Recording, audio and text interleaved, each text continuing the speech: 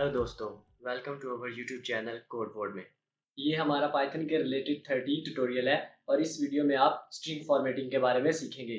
यहाँ पर देखिए, आप इस कोड को समझकर ही आपको पता चल जाएगा कि हम पाइथन के अंदर स्ट्रिंग फॉर्मेटिंग का यूज़ क्यों करते हैं।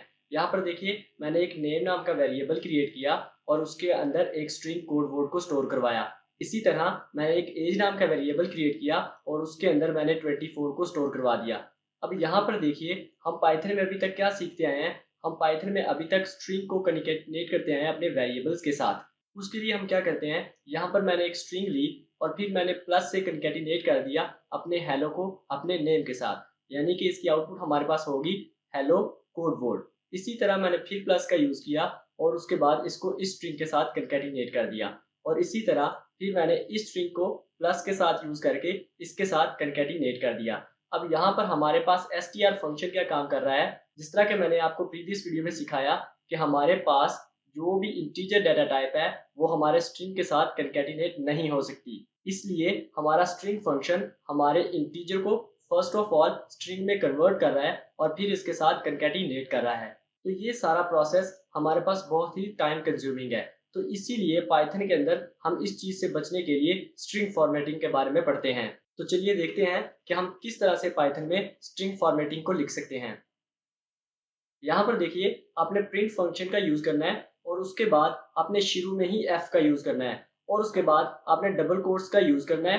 फिर आपने हेलो और यहाँ पर प्लेस होल्डर। अब ये प्लेस होल्डर का क्या काम होता है वो मैं आपको बाद में बताता हूँ। इसी तरह यहाँ पर योर एज इज और फिर place holder. In place holder में आपने क्या करना है, इन प्लेस होल्डर में आपने अपने वेरिएबल्स को असाइन करना है, जिस तरह के आप एग्जाम्पल में भी देख सकते हैं।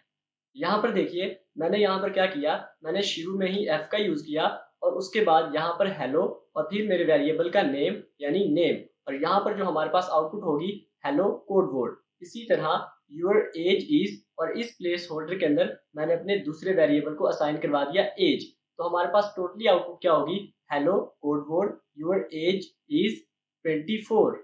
तो चलिए अब हम प्रैक्टिकली देखते हैं कि हम किस तरह से स्ट्रिंग फॉर्मेटिंग का यूज पाइथन में कर सकते हैं।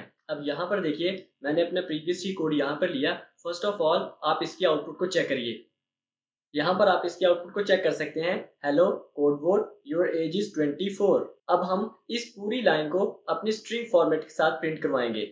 उसके लिए आपने करना क्या है कि आपने अपने प्रिंट फंक्शन का यूज करना है, प्रिंट और फिर उसके बाद ब्रैकेट और फिर शुरू में ही आपने f का यूज करना है और फिर उसके बाद डबल कोटेशन और फिर उसके बाद मैं यहाँ पर प्रिंट करूंगा हेलो और यहाँ पर मैं अपने प्लेस होल्डर का यूज करूंगा और यहाँ पर मैं अपनी दूसरी स्टेटमेंट लिखूंगा योर एज इज और फिर मैं प्लेस होल्डर का यूज करूंगा। अब हम प्लेस होल्डर में अपने वेरिएबल्स को असाइन करवा देंगे। फर्स्ट ऑफ ऑल मैं यहाँ पर नेम नाम का वेरिएबल और फिर सेकंड में अपना एज नाम का वेरिएबल। तो चलिए अब हम इसके आउटपुट को चेक करते हैं।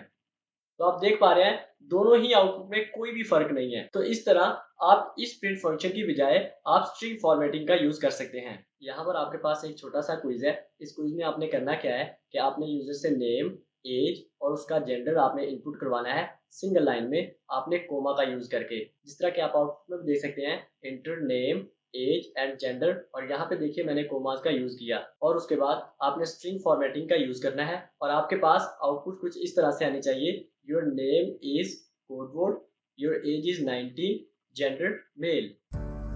होप सो आपको ये वीडियो ट्यूटोरियल अच्छा लगा होगा। अगर अच्छा लगा होगा तो हमारी वीडियो को लाइक करना मत भूलें। अगर आप इसी तरह रेगुलर अपडेट चाहते हैं तो हमारे चैनल कोड वर्ड को सब्सक्राइब करना मत भूलिए।